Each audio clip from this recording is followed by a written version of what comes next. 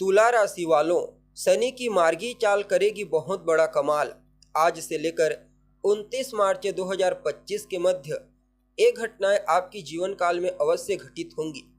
तो ऐसे में अगर आप भी एक तुला राशि के जातक हैं या फिर आपका लग्न तुला राशि का लग्न है, तो आज का यह ज्योतिष का कार्यक्रम आपके लिए बड़ा ही महत्वपूर्ण कार्यक्रम साबित होगा।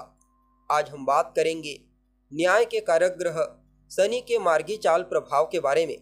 जी हाँ, न्याय, अधिकार, सेवा और कर्म के ग्रह शनि पूरे 139 दिनों के पश्चात अपनी वर्तमान राशि स्वयं की मूल त्रिकोण राशि कुंभ राशि में ही रहते हुए 15 नवंबर 2024 की दोपहर वक्री से मार्गी हो चुके हैं, जहां पर शनि 29 मार्च 2025 की शाम तक रहेंगे और इसके पश्चात देवगुरु बृहस्पति की साधारण राशि अर्ध जलीय राशि मीन राशि में ट्रांजिट कर जाएंगे।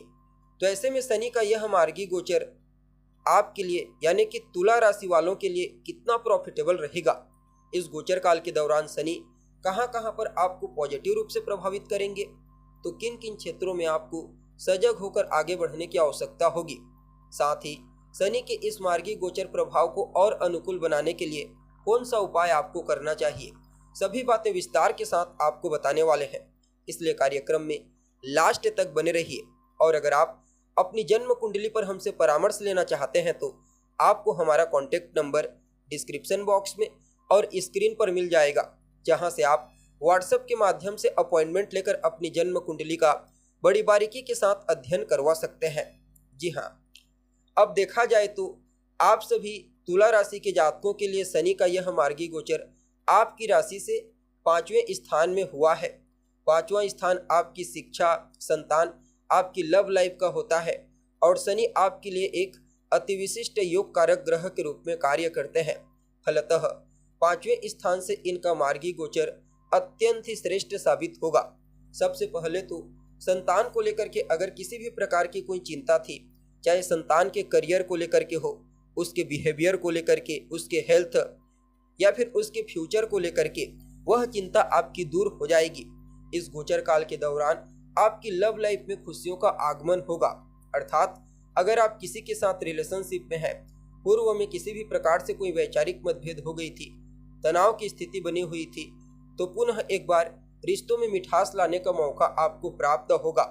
और विद्यार्थियों के लिए तो कहना ही नहीं, चाहे फिर किसी भी प्रकार के विद्यार्थी क्यों न हो, किसी भी फील्ड के, या फिर किसी भी प्रकार से कोई ऐसे जातक हैं जो प्रतियोगिता कंपटीशन के क्षेत्र में इन्वॉल्व हो रहे हैं, तो उन सभी लोगों को इस गोचर काल के दौरान श्रेष्ठ सफलता की प्राप्ति होने वाली है। जो जातक संतान कंसीव करना चाहते हैं, उन्हें भी कोई गुड न्यूज की प्राप्ति होगी। बाकी आपके द्वारा किए गए पूर्व के अच्छे कर्मों का परिणाम आपको प्राप्त होगा। हालांकि यहाँ पर 5वें स्थान से शनि की तीसरी दृष्टि आपके 7वें स्थान पर जा रही है। कुछ मामलों में यह पॉजिटिव है, जैसे जीवन साथी का सपोर्ट आपको कदम कदम पर मिलेगा। जीवन साथी के सहयोग से कई प्रकार के रुके हुए कार्य आपके पूरे होंगे। लेकिन इस समयावधि में लाइफ पार्टनर के साथ किसी भी प्रकार से वैचारिक मतभेद, तनाव की स्थिति उत्पन्न ना हो, इस बात का आपको ध्यान रखना है। बाकी समय व्यापारियों के लिए अत्यंत ही श्रेष्ठ साबित होगा। खास करके जो लोग पार्टनरशिप में व्यापार करते हैं, पहले तो उन्हें शनि आर्थिक लाभ प्रदान करेंगे, फिर उसके पश्चात व्यापार को आगे बढ़ाने के लिए, विस्तारिता प्रदान करने के लिए कुछ नए मौके प्रदान करेंगे। जो जातक अविवाहित है, लंबे समय से विवाह के लिए इंतजार कर रहे हैं, उनके लिए भी विवाह से संबंधित कुछ अच्छी घटनाएं इस गोचर काल के दौरान घटित होंगी। बाकी आपको अपने दोस्तों का, अपने रिश्तेदारों का पूरा सहयोग प्राप्त होगा। इवन अगर आप चाहें तो अपने लाइफ पार्टनर, जीवन साथी के साथ मिलकर के भी किसी नए कार्य, किसी नए बिजनेस की शुरुआत कर सकते हैं। बाकी 11th हाउस पर यानी कि आपके 11वें स्थान पर शनि की सीधी दृष्टि आपके जीवन काल में लाभ की स्थिति को मजबूती प्रदान करेगी। यूँ समझ लीजिए धन आगमन के कुछ नए सोर्स आपको प्राप्त होंगे, जिससे आपकी फाइनेंशियल कंडीशन पहले के मुकाबले और ज़्यादा बेहतर हो जाएगी।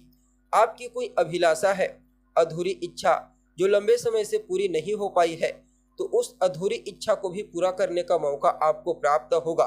बाकी शनि आपके बड़े भाई बहनों के करियर में विशेष ग्रोथ दिलाएंगे। इस समयावधि में आपको भी रोग, रिपु और ऋण इन तीनों चीजों से बचाने का कार्य करेंगे। अर्थात आपके जो शत्रु हैं, प्रतिद्वंदी, आपके विरोधी, उन्हें शांत कर देंगे, आपके सामने नतमस्तक होने पर मजबूर कर देंगे। और आपके ऊपर कोई कर्जा है, लोन, जिसके चलते आप टेंशन में हैं, तनाव में हैं, तो जीवन काल में धन का आगमन मजबूती से होगा, तो आप अपने पुराने कर्जों को भी चुका पाने में कामयाब होंगे। और हेल्थ से संबंधित जितने भी इश्यूज हैं, स्वास्थ्य से संबंधित प्रॉब्लम, उन्हें भी दूर करने में शनि अहम भूमिका निभाने वाले हैं। बाकी इस गोचर काल के दौरान कंपटीशन के क्षेत्र में तो आपको लाभ मिलेगा ही मिलेगा। साथ ही साथ यहाँ पर उनकी जो 10वीं दृष्टि है, यह आपके सेकंड हाउस को एक्टिव कर रही है। फलतः पैतृक संपत्ति का लाभ आपको मिलेगा। पैतृक संपत्ति को लेकर के अगर किसी भी प्रकार की कोई समस्या थी, चिंता थी, परेशानी थी, तो वह चिंता दूर हो जाएगी। आपकी वाणी को प्रभावशाली बनाएंगे।